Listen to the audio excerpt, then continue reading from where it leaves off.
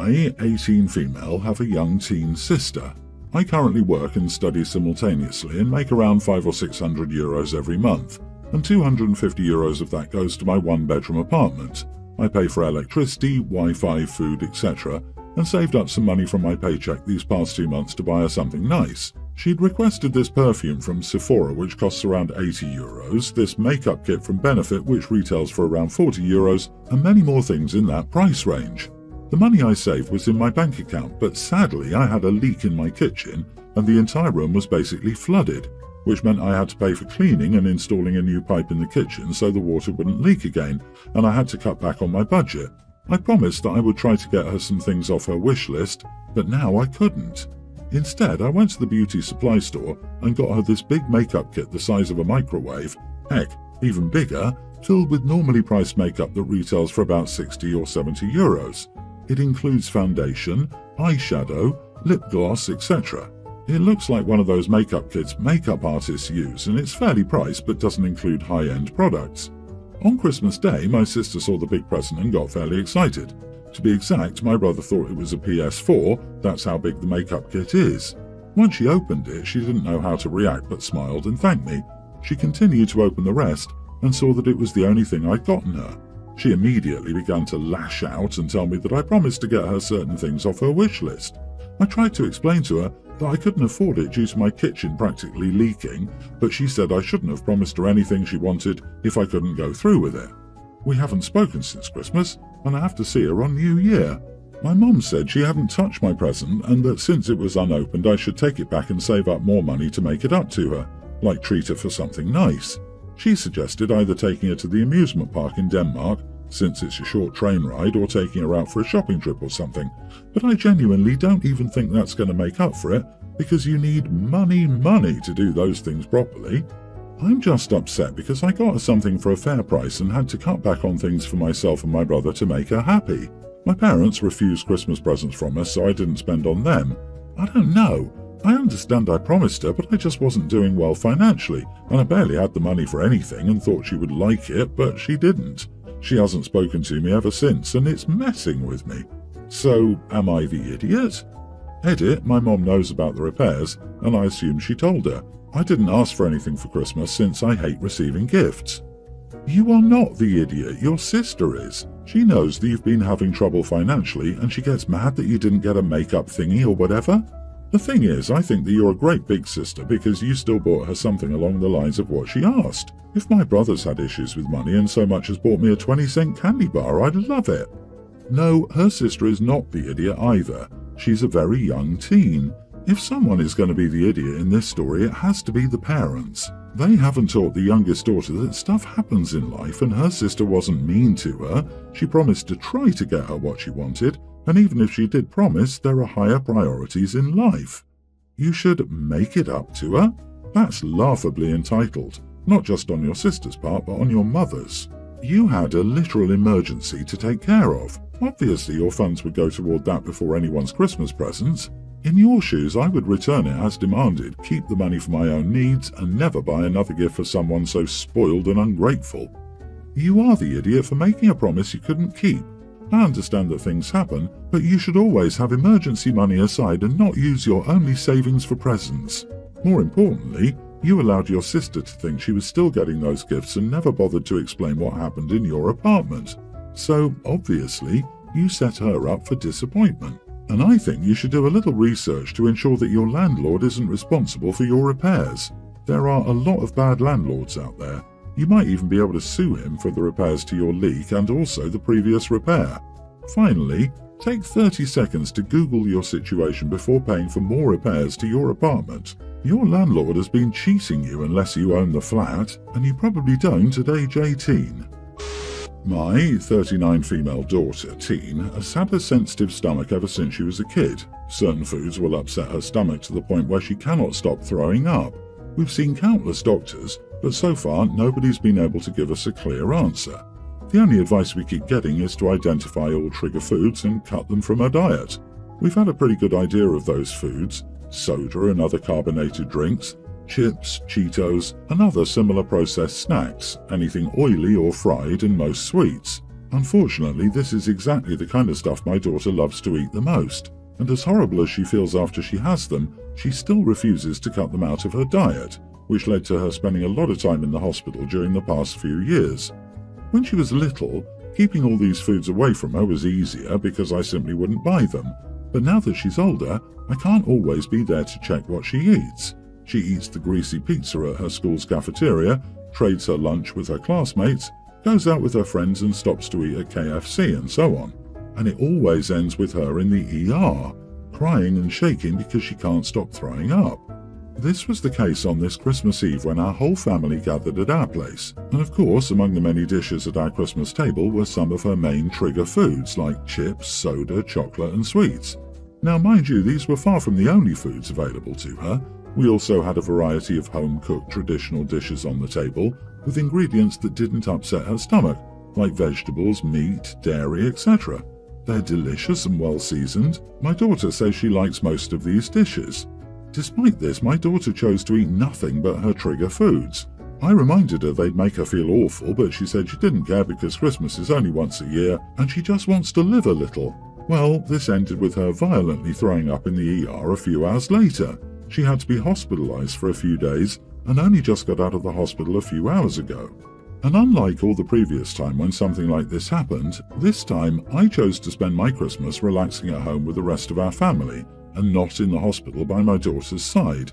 I kept in touch with her through calls and texts and told her that if she needed anything, I'd ask a family member to bring it to her, but I made it clear that I would not be visiting her during her stay.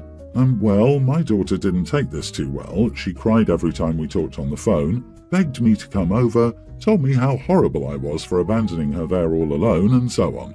Most of our family didn't take my side in this either, and during the past few days I got called everything from a little extreme to downright cruel and heartless. Am I the idiot? Not the idiot. It sounds pretty serious. If my diabetic baby cousins can handle not eating candy and sodas, your daughter should be able to. She knew the consequences. Yes, it sucks. No, that doesn't mean you should have to endure the consequences too. And no, not everybody should have to suffer by hiding all her trigger foods. You are the idiot. I could see not spending all of Christmas Day with her, but not visiting her the entire time she was in the hospital. She's a child. It's pretty cruel to leave her in the hospital without a parent, regardless of the reason. She's clearly struggling with her illness. Why haven't you gotten her a counsellor? Disagree. She knew exactly what she was doing. She knew she would end up in the hospital, and she knew she'd end up ruining everybody else's holidays. At her age, she should be well aware of the way her actions affect others, including her parents, and she clearly either doesn't see this or worse, knows and doesn't care and wants everyone to share in her misery. I think what you did falls under tough love. You gave her a much-needed wake-up call. Hopefully she'll understand she can't keep doing this to herself and expect Mommy to be okay with it, and she'll learn to be more careful with her diet, for her own sake and for other people's. And as other people say, please consider sending her to therapy. I, 27 female, have been married to my husband, 27, for 5 years, together for 6 years. We met in college when we were 21 and dated for 8 months before he asked me to marry him, and I said yes. 4 months later, we were married on our 1-year dating anniversary. I've never met his parents. For the first 6 months of our relationship, he would talk about them all the time, how they were great parents, how I was going to love them, they were going to love me, and all of that. And then, all of a sudden, he told me he wasn't on speaking terms with them anymore. I was very confused at the time and tried to get him to talk about it, but no such luck. He just told me they had a fight, it wasn't something he could forgive, and that was that. I met most of his family at the wedding or during the preparations for it. I truly adore them. We were spending Christmas with his paternal grandparents. His parents were with his mother's parents, I think, when his cousin accidentally let slip why my husband fought with his parents. He told them he wanted to marry me. They accused me of being a gold digger, with more polite wording. My husband has confirmed this. My husband's family does have a lot of money, the generational kind of wealth, and we did the whole meeting, getting engaged, getting married quite quickly, to be fair to his parents.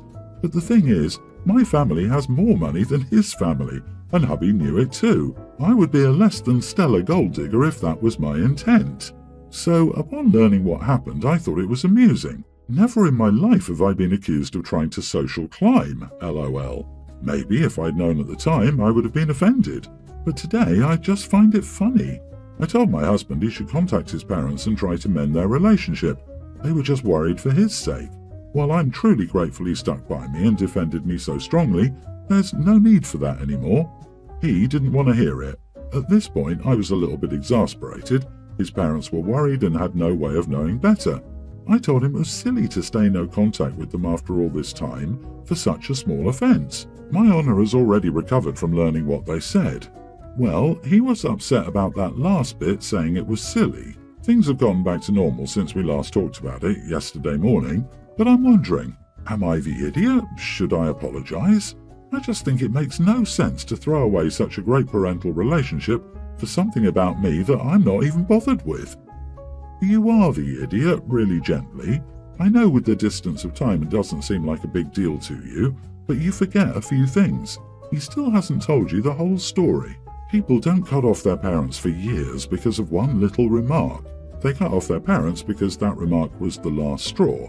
There's more to this.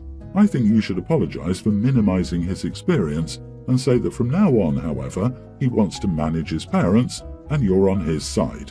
Well, here's a question for you. If you didn't come from wealth and they treated you as a gold digger, do you actually think that you'd be laughing this off as no big deal? At the end of the day, whatever happened was enough that a guy who previously had a close relationship with his parents decided he wanted to go no contact. This generally isn't a decision made lightly. Is your husband the sort of person who cuts people off willy-nilly? So yeah, you are the idiot for telling him it's silly and a small offence. Clearly it wasn't to him. My husband, Will, 35, and I, female 36, have 3 kids: Adam, male tween, Maddie, female 2 years younger, and Megan, female younger child. Will has always been into video games, Star Wars, anime, etc. It's never been my cup of tea, but I think it's healthy that we have separate hobbies and interests, and we have other stuff in common. When we had Adam, Will was super excited to share his interests with him and bought him Star Wars-themed baby grows and toys, etc. For Adam's first Halloween, Will dressed him up as Darth Vader and it was super cute. It was the same for the girls. I did tell Will that I had no issue with this while the kids were small, but we had to let them develop their own interests. As it turns out, both Adam and Maddie love playing computer games with their dad and have similar interests, so there have been no issues. The problem now is that as Megan is getting older, she's showing more interest in princesses and Barbies, etc., and finds her dad's and siblings' interests boring. Will has an issue with this and keeps trying to encourage Megan more towards his interests. For example, at Halloween, he seemed annoyed that Megan wanted to dress as Elsa, as he always took pride in Maddie not dressing up as a princess, like lots of her classmates. This Christmas, it's come to a head as Will spent all of Boxing Day playing the Switch with Adam and Maddie and helping them build Lego while leaving Megan out. Will has offered Megan to play with them, but she wants to play with her new toys and the games that she likes. I played with Megan most of the day, but she asked if she could play her new Barbie game on the Switch for a while with her dad. So I told them all to let her have a turn and play the Barbie game with Megan. Adam and Maddie were fine and seemed to have fun, but Will kept making fun of the game and telling Megan that other games like Mario Kart were far more fun. I could see Megan losing confidence in wanting to play the game, and she started to say she didn't want to play anymore. So I pulled Will aside and told him off and said that while he was a great dad to Adam and Maddie, he was a bad dad to Megan by ignoring her interests. Will was hurt by being called a bad dad and has been quiet ever since. The kids are now starting to notice that their dad is upset. I'm wondering if I was too harsh, as he's generally a good dad, and I do know that he loves Megan as much as he loves Adam and Maddie. Not the idiot. He sounds almost misogynistic. He doesn't like that the youngest girl likes girl things. He took pride in Maddie not wanting to dress up like a princess and having interests that are less typically girl interests. Kinda screams he's proud because she's not like other girls. He discourages and criticizes things he thinks are stupid, which again seems to line up with girly things. This just might be something to think about and consider seriously. I get being bored or annoyed with a kid's video game, but criticizing it and putting your kid's interests down is just gross. I may also just expect more emotional maturity and emotional intelligence from an adult though. It needs to be said, whether he realizes it or not, your husband is alienating one of his children, and he needs to correct that before it's too late. No idea if you were too hard on Will or not, but don't be that woman who feels like she has to make her husband feel better because he feels bad about messing up. If he messed around, and it sounds like he did, it's okay for him to feel bad until he apologizes and tries to fix it. You don't have to fix this for him. I cannot believe I'm writing this, but I'm actually arguing about this with my boyfriend. Long story short, we've been dating for about 3 months, and we always hang out at his place for one reason or another. This year for Christmas, neither of us went to visit family for logistical reasons, so we thought we'd spend the weekend together at mine. For one of the days, we purposefully planned to stay home the whole day. Ever since I was young, I've always loved wearing robes at home. I have a super soft and fluffy one, and I usually layer it over my at-home clothes. I basically treat my robe like a jacket. It's also extra nice because it's freezing where I live. The day started out fine, but after a few hours my boyfriend kept giving me weird looks because he finally asked me to take my robe off and put on normal clothes. I asked him what he meant because we were both basically matching, except for the robe. We both had on sweatpants and a sweater. I just had the extra robe. He said the robe made me look lazy and he kind of hated it. It's a totally new robe, so it's not like it was shabby, so I said no. We were at home alone, not expecting guests, and literally doing nothing except eating snacks and watching TV. I wanted to be comfortable. We ended up arguing about it, which ruined the day for me. We talked it over and he said I was an idiot for not being willing to compromise. I told him he wasn't being fair because it was me being comfortable in my own home, and his only reason for not wanting me to wear it was I looked lazy in it. Also, just to be clear, I do not wear the robe in public or in front of guests. Not the idiot. 3 months in, he's trying to control what you wear while in your own home, no less. It's comfy clothing. You're allowed to look lazy when you're having a lazy day. I'd seriously reconsider this relationship, especially if he's giving this much of a red flag this early on. Right? This really got me. He said I was an idiot for not being willing to compromise. Compromise about what? Is OP going to wear half a robe? Maybe a terry cloth pantsuit, a pair of starched and ironed pajamas he deems as productive looking enough for a day lounging at home? No, he doesn't want to compromise. He wants evidence that OP will give in to his wants and whims without asking questions or voicing opinions. This is very, a housewife must have a dress and makeup on all day in case someone comes to call, and so her husband will literally never ever see her with her makeup off. Exactly. Some things you need to come to a compromise on, and others, one person is just plain wrong and needs to sit down and shut up.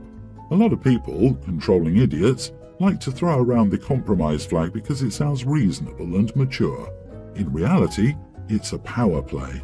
It's your home. He's a guest. He has no reason to boss you around.